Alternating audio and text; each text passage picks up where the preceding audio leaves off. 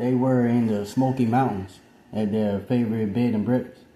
David was smiling down at her. "What do you say, gorgeous? Marry me?" Looking up for their canopy bed, she knew he was the one, forever. As she stared into his dark green eyes, somewhere in the distance a deafening bell began to ring. It was pulling him away. She reached for him, but her arms clutched empty air. It was the sound of the phone that fully awoke Susan Fletcher from her dream. She gasped, sat up in the bed, and fumbled for the receiver. "Hello?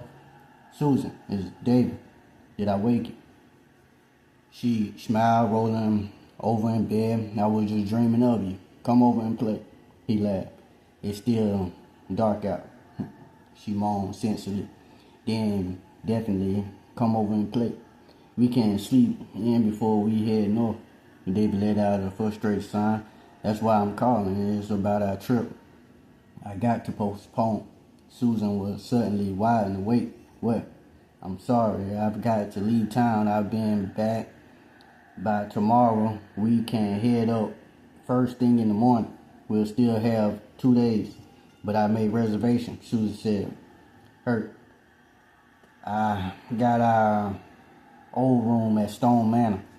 "I know, but tonight was supposed to be special, to celebrate 6 months. You do remember we're engaged, don't you?" Susan sighed. "I really can't go into it now. They got a car waiting. I'll call you from the plane and explain everything." "Plane," she repeated.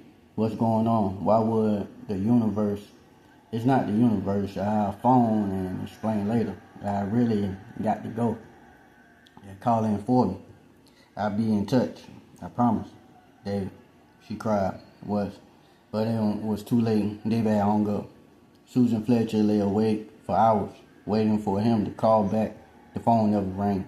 Later that afternoon, Susan sat dejected in the tub. She submerged herself in the soapy waters and tried to forget Stone Manor in the Smoky Mountains. Where could he be? She wondered. Why hasn't he called? Gradually, the water around her went from hot to lukewarm and finally to cold. She was about to get out when her cordless phone buzzed to life. Susan balled upright, sloshing water on the floor as she grappled for the receiver she had left on the sink.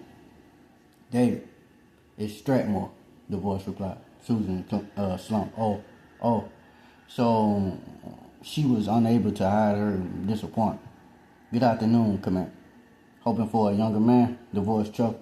"No, sir," Susan said, embarrassed. "It's not how, sir, it is," he laughed. "David Becker is a good man. Don't ever lose." "Thank you, sir." The commander's voice turned suddenly stern. "Susan, I'm calling because I need you in here. Pronto." She tried to focus. "It's Saturday, sir. We don't usually." "I know," he said calmly. "It's an emergency." Susan sat up. Emergency. She had never heard the word cross Commander Strathmore's lips. An emergency. And crypto? She couldn't imagine. "Yes, sir." She paused. "I'll be there as soon as I can." "Make it sooner," Strathmore hung up. Susan Fletcher stood wrapped in a towel and dripped on the neatly folded clothes she set out the night before, hiking shorts, a sweater for the cool mountains evening, and the new lingerie she bought for the nights. Depressed, she went into her closet for a clean blouse and skirt. An emergency in crypto. As she went downstairs, Susan wondered how the day could get much worse. She was about to find out.